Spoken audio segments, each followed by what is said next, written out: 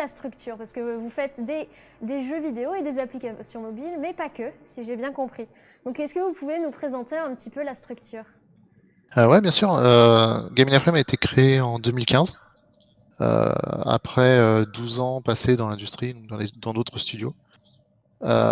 Et on propose des services pour d'autres studios de développement, donc de la sous-traitance graphique principalement, spécialisés dans les personnages, les armes, les décors.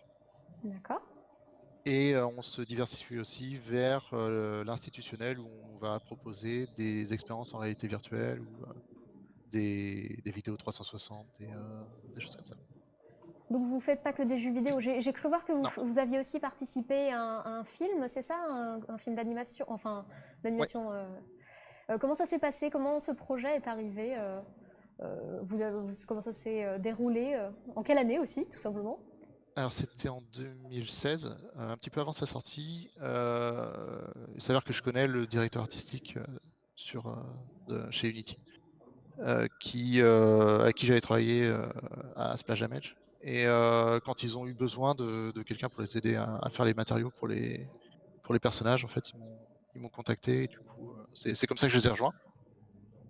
Et on avait un délai très très serré pour tout faire, parce que c'était vraiment quelque chose d'ambitieux, surtout c'était avec le moteur d'Unity avant qu'ils développent leur nouveau système de rendu. Du coup, c'était vraiment beaucoup beaucoup de travail en très très peu de temps, parce ils devaient le présenter pour une conférence. D'accord. Et voilà, c'était vraiment une super expérience. Ils ont vraiment une ligne directrice sur ce qu'ils veulent faire qui est hyper bien détaillée. C'était un vrai plaisir de bosser avec eux en fait là-dessus. Donc ça, c'était un exemple du coup de film assez court. Vous avez fait aussi des applications mobiles. Est-ce que vous avez un exemple de projet, par exemple?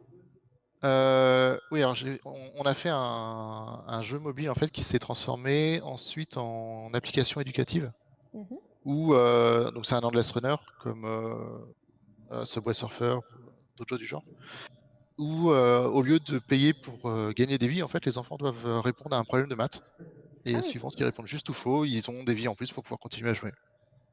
d'accord. Donc ça encourage à apprendre. Donc en fait, vous jouez quand même sur pas mal de tableaux. C'était déjà votre postulat quand vous avez créé votre structure ou c'est venu au fur et à mesure? Quel était le concept à la base quand vous avez créé du coup Game in a Frame? Ah, le concept à la base c'était vraiment de faire mes propres jeux. Mais bon, c'est quelque chose qui prend beaucoup de temps, qui demande quand même des financements, qui demande d'avoir un peu de réseau, toutes ces choses-là. Et du coup, petit à petit, j'ai commencé à diversifier un petit peu la société. Je faisais déjà de la sous-traitance graphique avant de monter la société. D'accord. Et du coup, j'ai commencé par ça. Et au fur et à mesure, à force de rencontrer des gens et de travailler pour tel et tel client, on arrive à développer l'entreprise. Du coup, vous nous avez parlé de quelques-uns de vos projets. Et en ce moment-là, est-ce que vous avez un projet que vous êtes en train de développer, qui va sortir ou qui est récent? C'est quoi votre dernier bébé, on va dire? Alors, le projet en cours, c'est Hypercore, justement, qui n'est pas encore sorti. D'accord. euh, qui est censé sortir. Alors, on prévoit le master aux alentours de mai-juin et la sortie probablement en automne, le temps de faire toute la campagne marketing et de faire les ports sur console. Donc, Euh, et donc là, on est vraiment en pleine production du jeu. Donc la démo actuelle a 4 niveaux. d'accord. Euh, Au total, il y en aura une quinzaine pour la campagne et puis un petit Mhm. peu plus pour les parties classées. Mhm. Donc la campagne, ce sera vraiment une campagne à embranchement où il y aura 15 niveaux, mais on ne sera pas obligé de faire 15 niveaux pour finir le jeu. Ce sera en fonction de certains choix ou de certaines actions du joueur au sein de la campagne que certaines branches vont s'ouvrir ou non D'accord. pour pouvoir atteindre différentes fins au jeu. Et les parties classées, on pourra jouer sur tous les niveaux du jeu avec des versions un petit peu plus difficiles, avec Mhm. un leaderboard et un mode vraiment compétitif. Et on pourra aussi, comme c'est un jeu musical, on pourra mettre n'importe quelle musique en fait, et le jeu va créer un niveau en fonction de la musique pour pouvoir jouer dessus et partager avec qui on veut. D'accord. Bah, ce que je vous propose, c'est que du coup, on continue un peu de parler de ce jeu-là, mais qu'en même temps, on fasse une petite démonstration. Comme ça, les personnes qui nous regardent pourront en même temps savoir de quoi ça parle et découvrir aussi la fameuse musique qui est quand même très très bien réussie. Donc, on va commencer, hein, on va pendant 30 secondes montrer la petite démo et puis après, on va commencer à développer dessus. Parfait.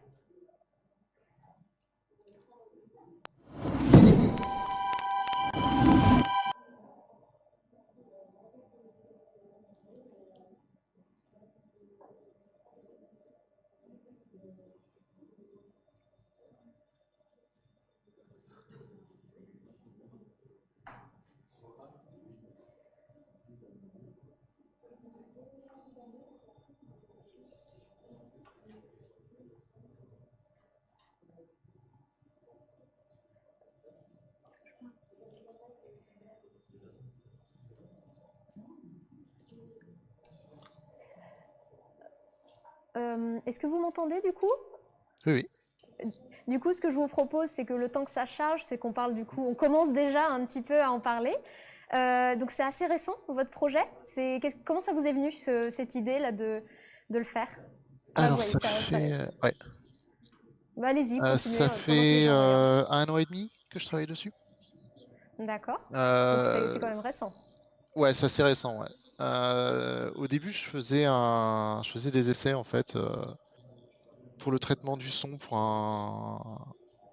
une expérience VR justement d'horreur où un ennemi devait crier sur le joueur et je voulais certains effets et au fur et à mesure j'ai commencé à développer donc la petite forme circulaire et puis à faire réagir en fait le, le jeu en fonction de la musique et c'est comme ça que le tout premier prototype est arrivé.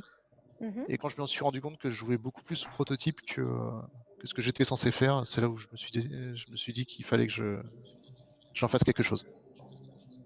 Ah oui, donc il faut quand même avoir la capacité à changer de projet, vraiment le voir se modifier totalement en cours Ouais, ouais. pour mener à bien. Parce que souvent on se dit, ah j'ai cette idée, je vais la mener de A à Z, mais ça a l'air de beaucoup évoluer finalement par rapport au prototype. Ouais, après, quand je travaillais sur cette expérience, c'était vraiment un prototype et c'était plutôt pour essayer différentes choses. Et effectivement, faut pouvoir se remettre en question assez fréquemment. Ça m'arrive tout le temps, en fait, même pendant le développement d'Hypercore, alors que je sais où je veux aller. Il arrive souvent que j'ai une idée très précise d'un niveau et finalement, c'est l'opposé complet qui arrive. Mais parce que le gameplay est juste mieux comme ça, en fait. C'est vraiment le truc le plus important dans un jeu, c'est d'avoir un gameplay qui est bien réglé, qui soit fun tout le temps et qui fonctionne bien, quoi. Et vous avez parlé un petit peu de la musique, du coup, qu'on peut entendre en même temps. Elle est quand même elle est quand même super sympa, quoi. Comment ça s'est passé? Vous avez trouvé quelqu'un de particulier? Vous aviez déjà une idée quand vous avez voulu avoir un esprit autour du jeu par rapport à ça? Alors en fait, le compositeur, donc Dustin Crena, c'est quelqu'un avec qui j'ai travaillé au tout début de ma carrière. Quand j'ai travaillé chez Digital Extreme, on travaillait tous les deux sur Dark Sector. Et au fur et à mesure, on a gardé le contact. Et quand j'ai voulu faire un jeu vraiment avec des musiques qui envoyaient un petit peu, je l'ai contacté. Et, il était super content de participer. Et, euh, vraiment, il adore le projet. En plus, il est super enthousiaste et il voudrait pouvoir faire autant de musique que possible sur le jeu. Donc tant qu'on peut en faire, on en fait. Là, on en a Donc, une quinzaine de fêtes. donc ça va continuer à se développer, c'est ça. C'est en fonction des niveaux, C'est l'idée, ouais. ça va se développer. Mm, Euh, ce que je vous propose, c'est que on accueille peut-être la personne, puisque là on est encore un peu dans la phase on est au début. Bah, je vous propose que la personne qui était en train de faire la démo vienne nous voir, comme ça vous aurez un avis en direct du gameplay et de ce genre de choses, voir si je pense qu'il a apprécié et en tout cas moi j'ai apprécié de ce que j'ai vu. Donc au moins comme ça, Kevin va venir et puis va nous dire un peu son ressenti, comment ça s'est passé. On le laisse s'installer. Bonjour, bonjour. bonjour. Bonjour. Alors oui, j'ai eu l'occasion de tester un peu le jeu. Bon là, on a eu des petits problèmes techniques malheureusement, mais oui, j'ai joué un peu depuis hier soir. Et c'est vrai qu'il est très très sympa ce jeu. Ça rappelle un peu avec le mélange espace et tout ça, il y a un rappel avec un peu les Space Invaders en mode musicaux et c'est vraiment super sympa. Et oui, oui, bon, malheureusement, j'ai pas pu battre le record. Mais voilà, on y travaille tranquillement. C'est que le début. Oui, bah oui. Et est-ce que du coup, vous auriez une petite question à poser à ce joueur, justement, que vous pourriez peut-être intégrer pour les jeux, les versions futures du jeu? Oui, non, est-ce qu'il y a des choses qui ont choqué particulièrement pendant le gameplay ou J'ai trouvé ça un peu dur. Après, j'ai pas vraiment l'habitude des jeux comme ça. Mais oui, oui, c'est dur de bien comprendre les mouvements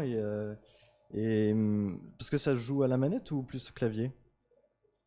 les deux sont possibles, on peut Les jouer à deux la sont souris possibles, aussi. ouais. Ok. La manette est quand même conseillée si on veut pas Ouais. souffrir de trop. Ouais, bon, Euh, j'ai essayé, mais oui, j'avais des petits problèmes. Bon, je prenais pas mal de dégâts, mais oui, après, je pense que c'est une question d'habitude et très très sympa avec la musique. Il y a un bon rythme et on arrive vraiment à bien se mettre dedans, donc ouais, c'est une belle réussite. Merci. Il y a en fait, il y a une courbe de progression qui est assez raide au début, effectivement. Mm. Jusqu'à ce que ça clique, en fait, faut laisser le temps au jeu de parler, en fait. Il faut pas hésiter à recommencer plusieurs fois, à essayer de bien comprendre, à pas vouloir bouger de trop, à juste d'abord se concentrer, à rester en bas et là où c'est le plus simple, en fait, puisque sinon, dès qu'on commence à être la tête en bas, les contrôles sont inversés, donc c'est beaucoup plus Mm. difficile. Oui, oui, je l'ai bien senti, oui. Et Donc, ouais, il faut vraiment se concentrer d'abord sur éviter les obstacles, comprendre les patterns. Et ensuite, ce qu'il faut savoir, c'est qu'il y a toujours un chemin. Le jeu est fait pour ça, D'accord. en fait. Il y a toujours un chemin. Donc il y a toujours Ouais, un pattern, il y a toujours un passage. un chemin que j'ai pas forcément vu tout de suite apparemment, mais oui, ça c'est une Ouais. question d'habitude après. Ouais. il est en train de te dire comment réussir, Bah c'est quand ouais, même ouais, cool. bah, je vais mettre en pratique ses conseils et puis on va pouvoir aller chercher le record. Ah bah, c'est Donc l'objectif. en plus le jeu est disponible, la démo est dispo gratuitement sur Steam pour tout le monde. Ouais. Ouais. Donc voilà, n'hésitez pas à aller télécharger le jeu pour essayer, puis pour inscrire votre nom en haut du tableau de score. Ouais. Et n'hésitez pas à rejoindre le Discord, on peut l'atteindre par la démo, justement. Il y a un lien direct. Où bah, justement, il y a tous les joueurs on a quelques gros joueurs un petit peu acharnés qui essaient de se tirer un peu la bourre sur les records et ça crée une bonne émulation. Du coup, Ouais, il y a une bonne ambiance, ouais. j'ai vu ça parce que pour l'instant parce qu'il y a trois maps, c'est ça, différentes? 4 Quatre. sur la dernière Eh version. bien ouais, on retrouve un peu les mêmes noms en haut du classement, donc n'hésitez pas à aller les déloger un petit peu et les titiller pour pouvoir améliorer tout ça. Ouais, complètement, ouais. Mm. Complètement. Il faut pas hésiter à, justement, sur le Discord aussi, à donner ses impressions. Moi, je suis toujours dessus, donc du coup, je réponds assez rapidement et en général, je suis très content de discuter gameplay avec les joueurs. Vous vous inspirez un peu des retours des joueurs aussi pour améliorer le gameplay du jeu? Ah oui, complètement, ouais. Ouais, ouais.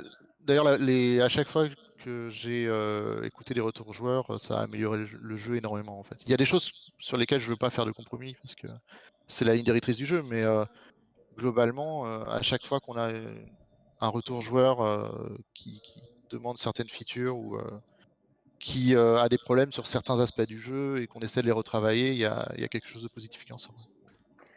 Donc n'hésitez pas à aller voir ça, justement, à commenter, à interagir sur les réseaux sociaux avec ce jeu et avec Vincent, qui du coup ferait les améliorations. Et voilà, est-ce que vous avez un dernier mot pour cette interview à dire aux personnes qui ont vu ce jeu et qui auraient envie d'y jouer? Oui, complètement. Déjà, téléchargez la démo, faites-vous une idée du jeu, et si vous l'aimez, surtout, mettez-le en liste de souhaits pour que vous soyez averti quand le jeu sera disponible.